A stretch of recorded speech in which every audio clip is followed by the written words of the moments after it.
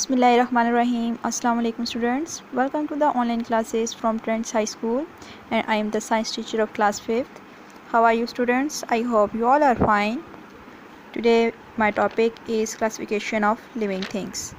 Students, जैसा कि आपको पता है कि हमने क्लास में unit number 1 classification of living things की अंडरस्टैंडिंग कंप्लीट कर ली है और अब हमने उसकी एक्सरसाइज स्टार्ट की हुई थी। आई होप कि आपने इसको अच्छी तरीके से समझा होगा। तो इसे नेक्स्ट स्टार्ट करने से पहले हम इसी चैप्टर का अगेन रिव्यू कर लेते हैं और देखते हैं कि आपने इस चैप्टर में क्या पढ़ा था। स्टूडेंट्स, सबसे पहले देख लेते हैं अगेन कि क्लासिफिकेशन किसे कहते हैं। क्लासिफिकेशन ऑफ लिविंग थिंग्स यानी कि जानदार चीज़ों की दर्जाबंदी।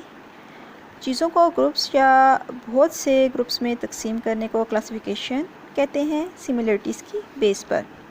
क्लासिफिकेशन का मतलब ये नहीं है कि आप किसी भी चीज़ को उठाकर डिवाइड कर दें तो वो आपकी क्लासिफिकेशन होगी। नो, यानी आप किसी भी चीज़ को की ग्रुपबंदी तो करते हैं लेकिन सिमिलरिटीज़ की बेस पर, यानी कि वो सेम किंगडम से बिलोंग करती हो।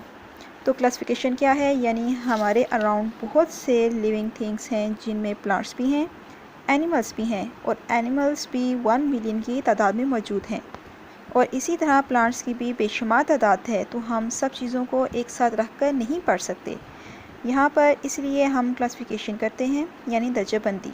दर्जाबंदी हम इसीलिए करते हैं ताकि चीज़ों को हम बआसानी पढ़ सकें, उसको समझ सकें। तो इसीलिए उन्होंने प्लांट्स को, एनिमल्स को और माइक्रो ऑर्गेनिज़म्स को मुख्तलिफ ग्रुप्स में तकसीम कर दिया है ताकि बआसानी इनको पढ़ा और समझा जा सके। जो लिविंग थिंग्स के बारे में पढ़ते हैं या क्लासिफिकेशन करते हैं और इसके बारे में स्टडी करते हैं तो उन्हें क्या कहते हैं? उन्हें बायोलॉजिस्ट कहते हैं।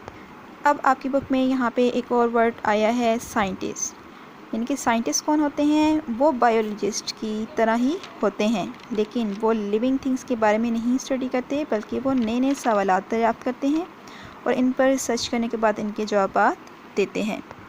स्टूडेंट्स, आपने पढ़ा था कि बायोलॉजिस्ट ने तमाम लिविंग थिंग्स को क्लासीफाई करने के लिए 3 बड़े ग्रुप्स में डिवाइड कर दिया है जिसे किंगडम कहते हैं और 2 मेन बड़ी किंगडम प्लांट्स एंड एनिमल्स हैं।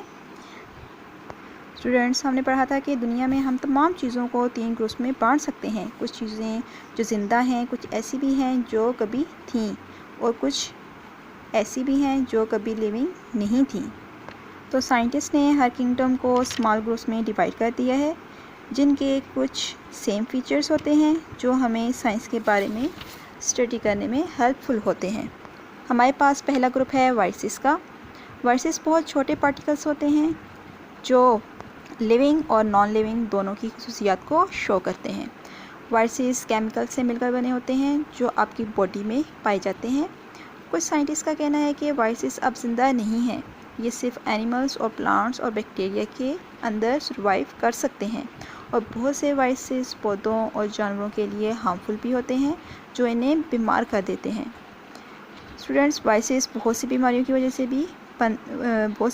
वजह भी बन सकते हैं, जैसे ह्यूमन बींग्स में ज़ुकाम, छींकी आना वगैरह भी वायरसेस की एक इलामात है। नेक्स्ट है हमारे पास प्रोटिस्ट्स। ये स्मॉल लिविंग थिंग्स हैं, इनको ईज़िली प्लांट्स और एनिमल्स में क्लासिफाइड नहीं किया जा सकता। जैसे अमीबा एक सिंगल सेल प्रोटिस्ट है जो वाटर में रहते हैं। इसी तरह पैरामीशियम भी एक प्रोटिस्ट है जो धागे नुमा बालों से कवर होता है जिसे सीलिया कहते हैं और ये इसी की मदद से पानी में स्विम करता है। इसी तरह एग्लिना भी एक प्रोटिस्ट की किस्म है। नेक्स्ट है हमारे पास बैक्टीरिया। बैक्टीरिया बहुत स्मॉल लिविंग थिंग्स हैं जो जस्ट एक सेल से मिलकर बने हैं। कुछ बैक्टीरिया अपनी खुराक खुद बनाते हैं। बहुत से बैक्टीरिया हवा, पानी और मिट्टी में रहते हैं और बहुत से बैक्टीरिया आपकी स्किन, आपके माउथ, नोज़ और लंग्स में भी पाए जाते हैं। कुछ बैक्टीरिया बहुत यूज़फुल होते हैं जो विटामिन्स, चीज़ और योगर्ट यानी कि दही वगैरह बनाने में इस्तेमाल होते हैं और कुछ बहुत हार्मफुल भी होते हैं जो फीवर, टाइफाइड और कोलेरा जैसी बीमारियों की वजह बनते हैं। नेक्स्ट ग्रुप है हमारे पास एल्गी का। एल्गी भी यूनिसेलुलर हैं, यानी कि ये एक सेल पर मुश्तमिल होते हैं। ये भी पानी में रहते हैं। नेक्स्ट ग्रुप है फंजाई का। मोल्ड, मशरूम्स, पफ बॉल्स वगैरह फंजाई की एग्जांपल्स हैं।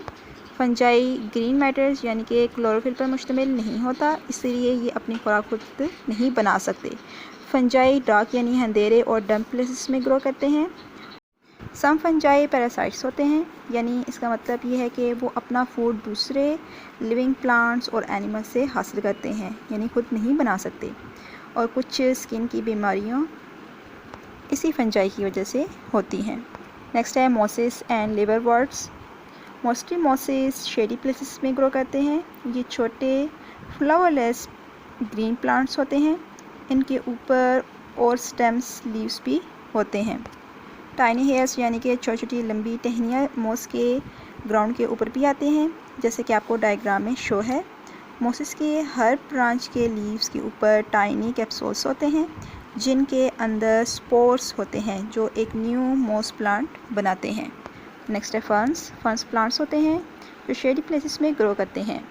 फर्न्स लीव्स और स्टेम के इनसाइड में टाइनी ट्यूब्स होते हैं। ये ट्यूब्स फूड और वाटर को प्लांट के एक पार्ट से दूसरे पार्ट तक लेकर जाते हैं, जिसकी वजह से प्लांट्स के जो दूसरे पार्ट्स होते हैं वो फूड हासिल करते हैं।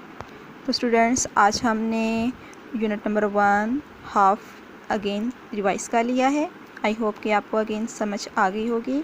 इंशाल्लाह हम अपने नेक्स्ट लेक्चर में नेक्स्ट हाफ चैप्टर को रिवाइज़ करेंगे और देखेंगे कि वहाँ पे हमने क्या पढ़ा था।